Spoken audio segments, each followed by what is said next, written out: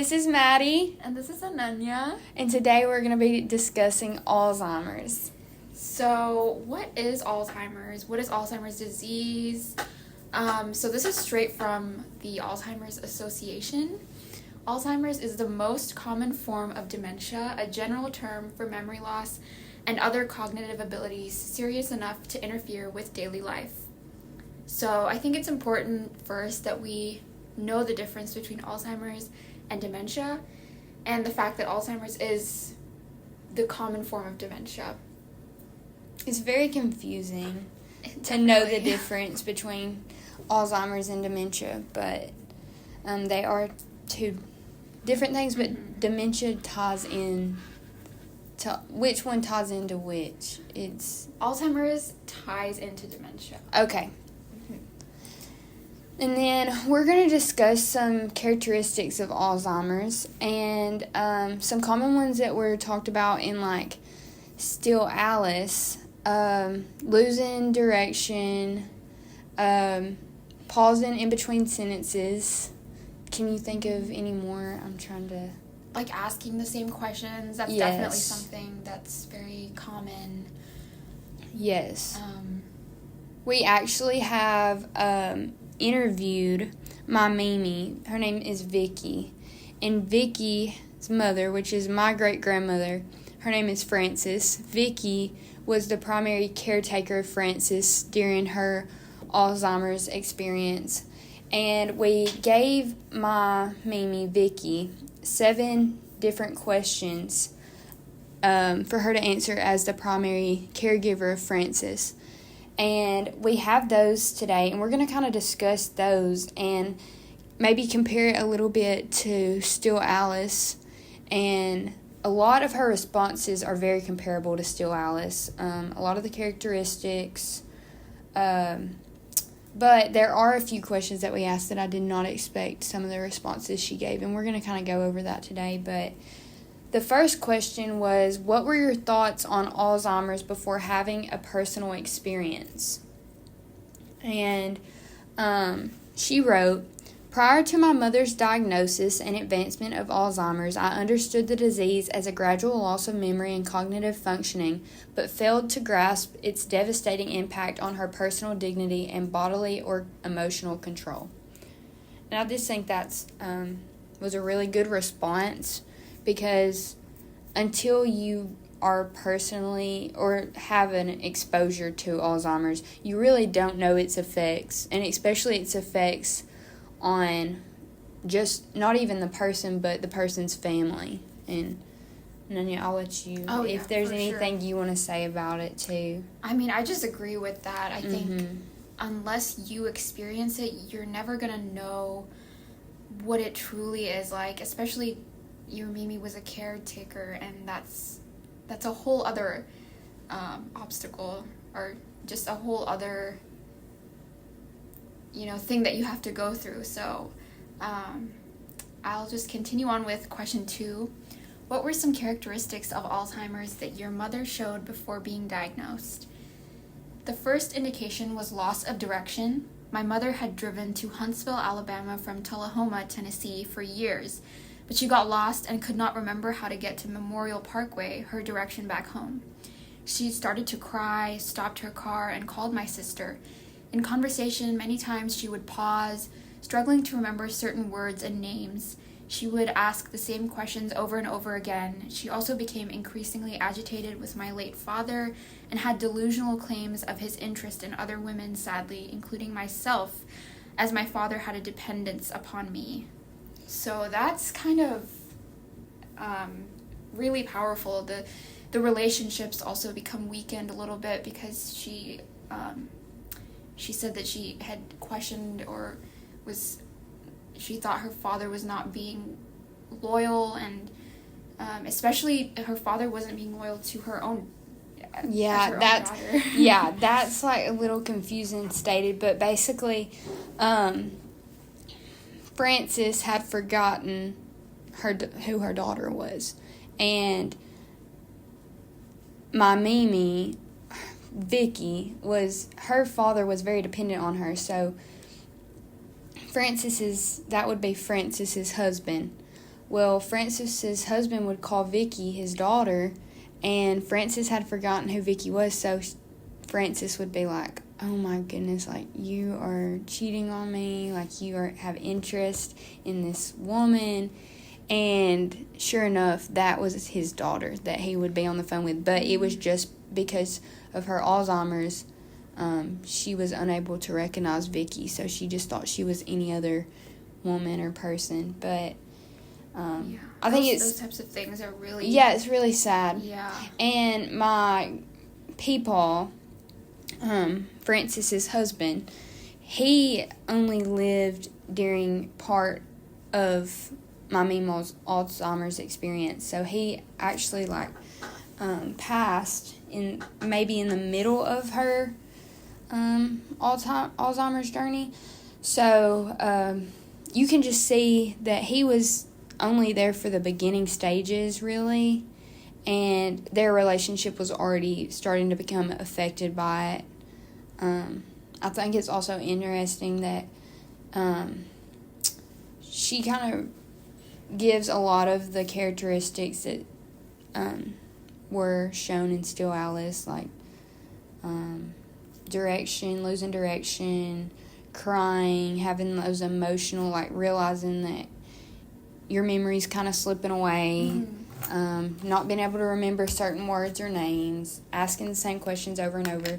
Those were very similar, or they're basically the same thing as what was shown in Still Alice. Mm-hmm. Yeah. I guess I'll just go over to the next question. What were some feelings you had once she was diagnosed, and what feelings did your mother present once diagnosed? She said, I suppose my first feeling was one of relief that her behaviors could be explained by the diagnosis. This was coupled with hope for a cure and unrealistic expectation. So I guess you could explain about how she thought that Alzheimer's was curable, but then... Yeah, I really looked at that, and I did not expect that response. Whenever I think of someone being diagnosed with Alzheimer's, I just think, oh, that's just a terrible day, to get that news. And my Mimi writes, I was actually relieved that her behaviors could be explained, and I hoped for a cure, which obviously that just goes to show that my Mimi had an unrealistic view of Alzheimer's. She didn't know much about it, and soon realized that was an unrealistic expectation. Yeah, I just read that there's some more with No, that. yeah. Well, we can go over that too, but yeah, I just thought that response was I did not expect that response from her. But it's a very realistic response. I can see where she's coming from. But she talks about, I asked, what feelings did your mother present once diagnosed? So this is from her mom's, this is my Mimi's perspective of what she thought her mom was going through once she was diagnosed. With the onset, my mother denied that anything was wrong with her. As the disease progressed, her emotions cycled from crying like a baby to laughing aloud for no explainable reason. Surprisingly, her kindness towards others never changed. Her spunky personality appeared to remain intact. As long as she had speech, a slow southern drawl, she would consistently tell others how pretty they were or how she loved their smile. She would tell men how handsome they were. I'll always be humored by her reaction to an Elvis poster. She liked the tall, dark, and handsome. That was her top, the tall, dark, and handsome. I need to add that in the podcast. She loved men that were tall, dark, and handsome. On the other hand, I do recall a few incidents in which she would openly cuss those who awakened her from a deep sleep. Cussing was not typical of my mother. I think definitely the first part that you read about where her emotions cycled from crying to laughing aloud, that's another characteristic, a common characteristic of Alzheimer's disease, is that they probably remember a lot from their childhood, and it's just coming back to them, and probably because they don't have access to all those short-term memories and dates and names, that they kind of recall those really deep childhood memories, and maybe that was what she was doing. Like, she was just crying and laughing, and maybe there was a reason. Right. But you could never know. Right. I think it's so interesting how she kept her spunky personality, because I think it was Quadria in class that talked about her grandmother. I'm thinking, I don't know for sure if that's exactly right, but her grandmother always having a spunky personality, and even though she was diagnosed with Alzheimer's, she still kept her personality, was very fast to respond, very, very witty. My Meemaw did the exact same. My Meemaw, she was very flirty. Like, it's so funny. She kept that the entire time through her entire Alzheimer's journey. She was very flirty. My dad, which my dad would be related to her, because my Meemaw is my mom's grandmother. But when my mom married my dad, they've said she's done it since they've been married, which I haven't been around the entire time. But my Meemaw would even, like, go to my dad and be like, "You are so nice looking, like, you..." And my dad has dark hair, and he's dark complected. She's like, "You are so nice looking, like, you are so handsome." It just goes on and on to my dad. And it was always so funny, because you could obviously tell that that was her type. She loved men with dark hair and a dark complexion. And, with that personality, right? Yeah. It still shows. It's still there. And I love how my Mimi talked in this interview about the Elvis poster, because I think I was there that day at the assisted living when she commented on the Elvis poster, and we were like, oh my gosh, she hasn't changed at all. But I do also think it's interesting, like, they keep their personality sometimes, but they also do become a different person, because my Meemaw, in her right mind, would have never cussed anyone. And that was a frequent thing for her to do. She was never aggressive, but like my Mimi talks about here, there were a few incidents in which she would openly cuss to those who awakened her from a deep sleep. Cussing was not typical of my mother. It really wasn't. She was always so kind, and that's just one aspect that did change. She did become a little agitated at times. Never aggressive, which I know people talk about. Some Alzheimer's patients can become, like, aggressive and completely different. But that wasn't her experience. It's just she did cuss. And then, how did Alzheimer's also affect your mother's relationships with family? In its later stages, my mother did not recognize her immediate family members and would often ask how my mother was doing. She would tend to call upon and ask about deceased relatives, especially her sister, Sis, who had raised her, or her brother Millard, who had died many years before.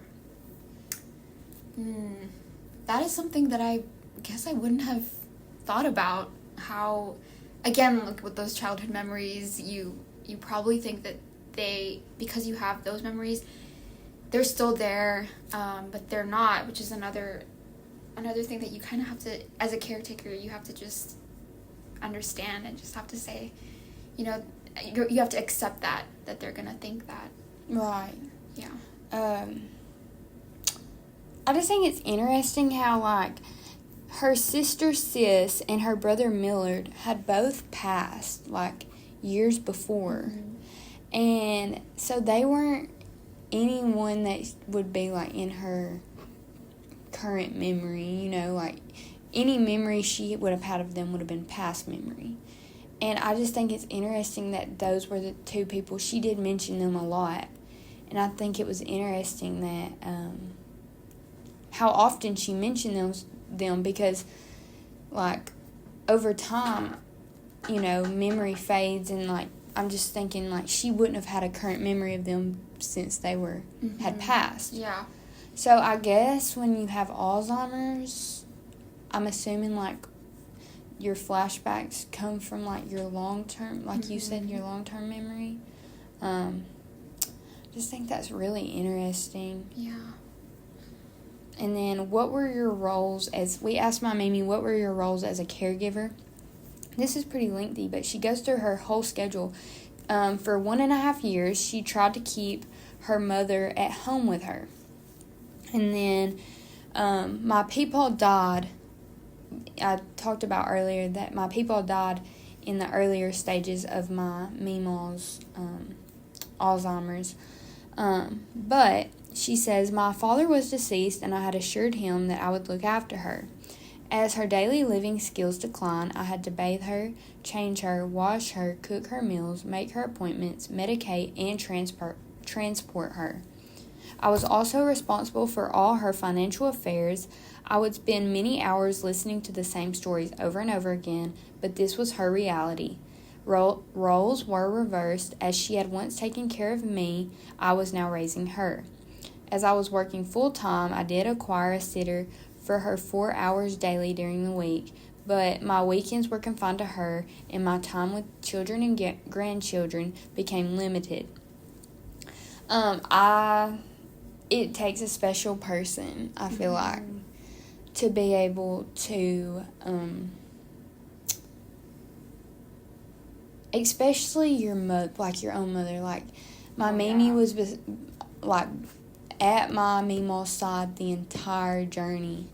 And I just think about how busy she was during that time, like, looking after my Meemaw. And you don't really think, because she's so busy, you don't really think, oh, like, this is sad for my Mimi to watch her mom decline this way. But now reading this, it's so sad because it's like you don't really get time as a caregiver to grieve what's going on. Yeah. And I'm sure she did. I'm sure in the midst of all this, she did grieve because there was obvious differences in my Meemaw and it obviously progressed.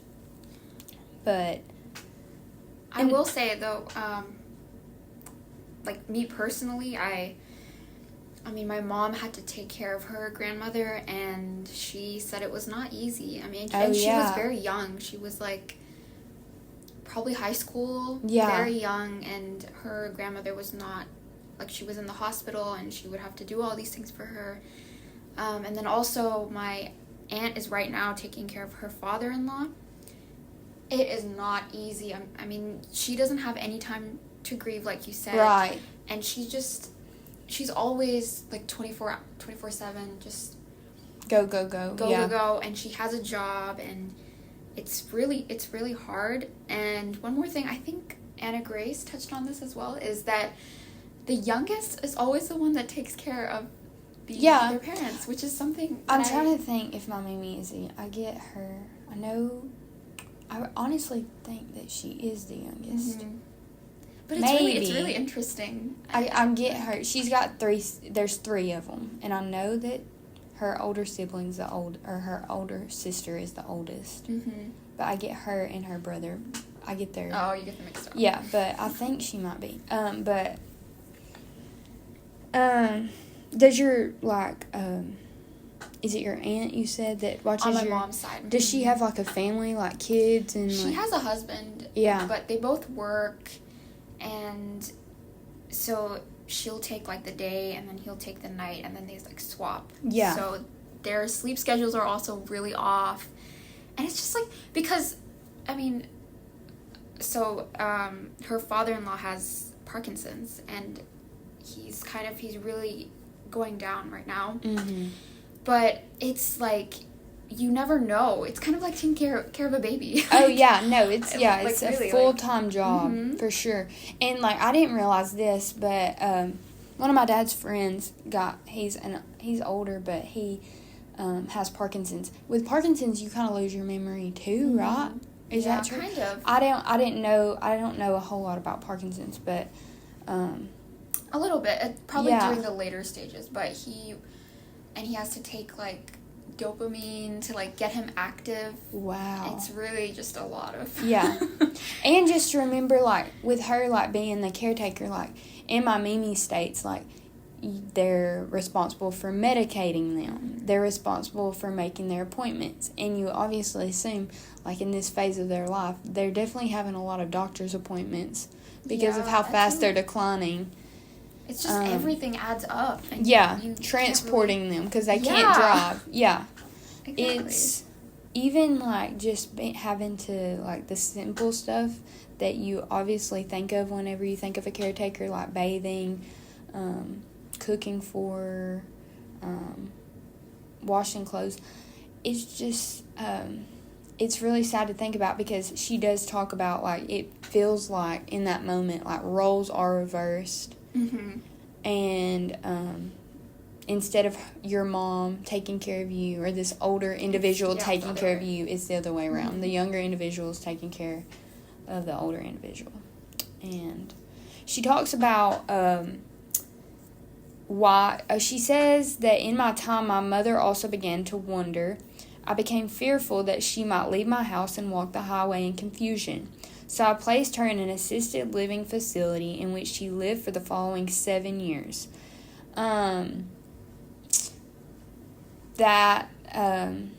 I did want my Mimi to touch on the transfer of my Mima going to live in an assisted living facility because my Mima did spend a lot of time there, 7 years, and her Alzheimer's did span quite a long time, but my Mima, and she talks about this, at this time she had no recollection of her past home nor familiarity with mine. There were no tears of wanting to go home. She was most compliant with the transfer as she loved being with people. My Mima loved the assisted living. She loved people. She loved talking to people, even though she didn't know where she was. Like, you know, as an Alzheimer's patient, she didn't know where she was. She didn't know who she was talking to. She would talk your ear off. And I'm so glad that she touched on that because it is a hard decision to make as a caretaker of, like, I physically cannot take care of this person anymore. It's running into my family's life, my job, and the better decision. You come down to saying, like, they would get cared for better somewhere where they have full supervision. Yeah. Somewhere where that is their priority is to take care of people. Yeah, and you don't want to feel that guilt at the same you time. Don't. Like, oh, I'm not being a good daughter or son or whatever. Right. It's a hard decision, yeah. Oh, yeah. But I think my Mimi probably, I'm going to assume that my Mimi probably did get a little emotional during this transfer because, like you said, as a daughter, you don't want to feel like you're just dropping your mom off at this place. But my Mima it was like so easy for her. She didn't want to go home. She was excited to be there. She was excited to talk to other people. She loved it. So that really probably helped my Mimi know that she was going to be okay. But my Mimi also put in the work. Like, it's one thing for caregivers to drop their family members off at these places and kind of just abandon them there. Yeah, my Mimi went every day before work. She went at lunch and each evening. She went 3 times a day. And she still was responsible for her medical appointments, her transport, and financial affairs. And she goes on to talk about how in the final stages of my Mima's Alzheimer's, she was in diapers and could no longer walk, feed, or dress. As this was an assisted facility, I scheduled my visits to allow me to feed and dress her. Gradually, her limbs, especially her hands and legs, became constricted. She goes on to talk about that, but I like how she stated assisted facility because it's important to know, like, an assisted facility and a nursing home are not the same thing. Yes. So my Mimi was still, even though my Mimi had taken her to this facility, my Mimi was still fully responsible of her. And my Mimi put in a lot of work. Even though she was at a completely different facility, it was still a full-time job keeping up with my Meemaw at that facility. Mm-hmm. And like she said, she was in diapers and could no longer walk, feed, or dress. And my Mimi really made it a priority that my Meemaw was never in wet clothes. I do remember that. And she made sure Meemaw was fed. She did. I do appreciate that about my Mimi. She was not one of those caregivers that just dropped her mom off at a facility and never came back. And it's so sad because my Meemaw had Alzheimer's, so she didn't really know that my Mimi was there every single day, you know. But it's like the thing you said about, like, how was your mom doing? But that's herself she's talking about. Right, yeah. My Meemaw never knew, like, she was there and, like, never kept up with how often she came, but my Meemaw was my Mimi was definitely there. Taking care I guess I'll just do 6 and 7 together. Yeah. And then we can talk about it afterwards. Right. So, what were some pros and cons of your mother living in an assisted living facility? The pros, she said, were schedules and routines, planned social activities, new acquaintances, balanced meals, monitoring, increased safety, prescribed medicine distribution, trained personnel, release time for caregiver, and then the cons were the cost and extent of the medical care. And if you had any advice to give a family who has a loved one with Alzheimer's, what would it be? In conversation, you must be open to entering their world because it is reality to them. They may not know you, but you know them. My mother will always be my precious mother, so to suspend logic and fabricate a few lies for her comfort, it is well worth it to me. Which is just... That last statement really hits me hard. That really makes me, like, emotional, but... because that is the truth. Like, there are a few lies, like, you have to make, like, my Mimi and my Meemaw would sit down at a table, and my Meemaw would say, how is your mother? How is your mother? Yeah. And that, my Mimi's, like, thinking in her head, like, you are my mother. Yeah. But you don't want to ever confuse them, so my Mimi would be like, oh, she's doing just fine, like, she's doing great. And to suspend logic and fabricate a few lies for her comfort is well worth it to me. That's just so sweet to me because at the end of the day, it's still your mom. Yeah. And Ananya found a really good quote about... Oh, yeah, I guess we could kind of end off with that. Yeah, that quote really just goes to show that... This is from one of the current events that I did on Alzheimer's, and this was a teacher from Connecticut, and she talks about her mom, I'm pretty sure, yes. And she says, I think the hardest thing about living with Alzheimer's or being a family member of somebody with Alzheimer's is not that they forget you, it's that they forget themselves. So I think it's really just powerful. And just, I do, yeah. That's kind of the whole... That is what Alzheimer's is that they just forget themselves. I mean, she didn't know, like, in your case, that she was her mom, right. Your grandmother's mom. Right. So, and also in Still Alice, it brings it all together because the daughter, Alice asked her own daughter, how's your mom? And it was the same thing. And, yeah. But you just have to fabricate. Like, right. You have to just say, oh, she's okay. Right. So, and it's, that could be so, like... It is heartbreaking. It's heartbreaking, but I do want to end on this note, too, that my Meemaw lived a very full life. So whenever her time did come, she spent, actually, she forgot how to swallow. So it does come down to that, forgetting, like, how to swallow, like, stuff like that. She forgot how to swallow and was placed in a nursing home. And she was only placed in a nursing home facility for 1 day, and she passed. Wow. Yeah. So she got to live a full life, had many grandchildren, many children, great-grandchildren that she cherished. She was literally the most involved great-grandmother I've ever known. Like, oh my goodness. I remember her playing baby dolls with us outside, and, like, she was so fun. But she lived a very full life. So whenever she did pass, it wasn't something that we were all obviously sad to see her go. But it was one of those things like she has been battling Alzheimer's for so long. So it was so nice to see her finally at peace.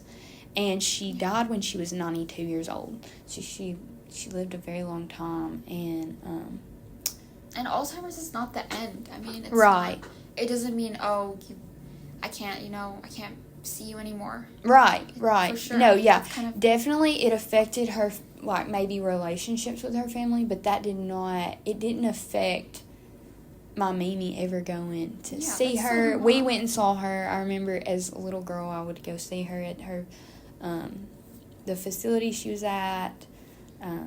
Even if they forget themselves, you should not forget right. who they are. Oh, yeah. And your relationship with them. Yeah. And to this day, there are a lot of memories of Meemaw with Alzheimer's at that facility, and we do remember her when her memory was slipping. But I still remember, just because she got Alzheimer's does not make me lose memory of her when she was in her right mind and was the spunky great-grandmother that was always there and loud and had a southern accent and so sweet, literally was so sweet, would tell you had the most beautiful smile, you were the prettiest person. Like, she would just go on and on with compliments, and that stuck with her even during her Alzheimer's journey. But yeah, I think we're gonna end off with that. Yeah, I just wanted to put that in the end that even though it was a tragic ending, my Meemaw, her memory still lives on, and I was very happy to talk about her today with Ananya. Thank you for sharing. I mean, this gave me like a lot of insight into right. Alzheimer's, because I don't think I really knew much, but yeah. We thank you for your time, and do you have any final thoughts, Ananya? Anything else? I think that's all. I mean, I feel like I learned so much. Right. I even learned some stuff through your experiences too, because like with Parkinson's, I don't know a whole lot about Parkinson's, but I do. Someone was explaining to me one day that it does have an effect on your memory in certain scenarios. So that was really interesting too. But thank you guys, and we're going to end off on that. Bye.